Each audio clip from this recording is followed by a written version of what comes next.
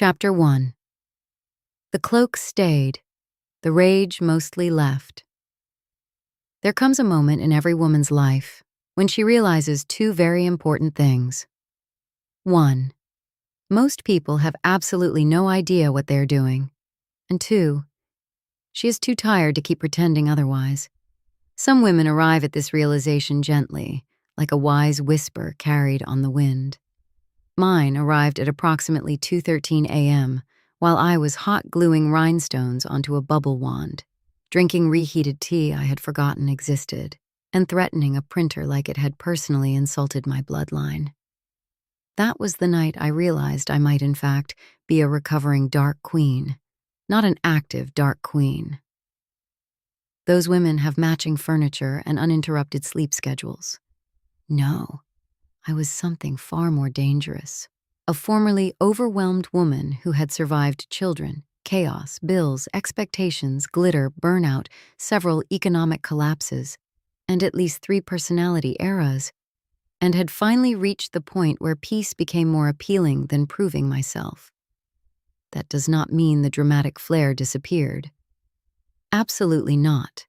If I am carrying emotional damage, I am carrying it in a fabulous cloak.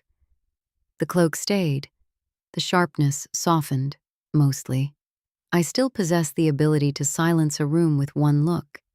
Years of raising children and dealing with entitled adults in public will do that to a person. Somewhere along the way, I developed what I can only describe as resting fairy godmother disappointment. It is highly effective and requires very little cardio. But the older I got, the less interested I became in power for the sake of power. World domination sounds exhausting. Have you seen the paperwork involved in running things? Absolutely not. These days, I prefer smaller magic, tiny moments of joy, a perfect cup of tea. Children laughing at bubbles drifting through sunlight, the smell of rain through an open window. A fabric pattern so beautiful it temporarily heals emotional damage. A candle flickering beside a stack of unfinished projects while the house finally goes quiet for 5 whole minutes. That is real magic. Not control, not fear, not perfection. Just tiny, shimmering moments that remind you being alive might actually be worth the trouble. Mind you, I did not arrive at this wisdom peacefully. Oh no. Like many women of my generation, I was raised to believe I could have it all, which turned out to mean doing everything for everyone while slowly transforming into a tea-fueled raccoon held together by dry shampoo and unresolved rage. The transformation into a recovering dark queen is not elegant. It begins in exhaustion, then evolves into boundaries.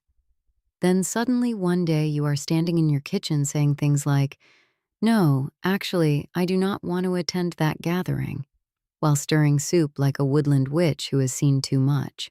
And the truly shocking part? The world does not end. People survive your boundaries. Some of them even learn from them. Others wander away dramatically because they were benefiting from your lack of them in the first place. That is fine too. Not every villain in someone else's story is actually evil. Sometimes she's just tired. Sometimes she finally realized she deserves peace too. And sometimes she buys herself a ridiculous purple velvet cloak simply because it makes her feel powerful and mysterious while taking the trash to the curb, which, frankly, is reason enough.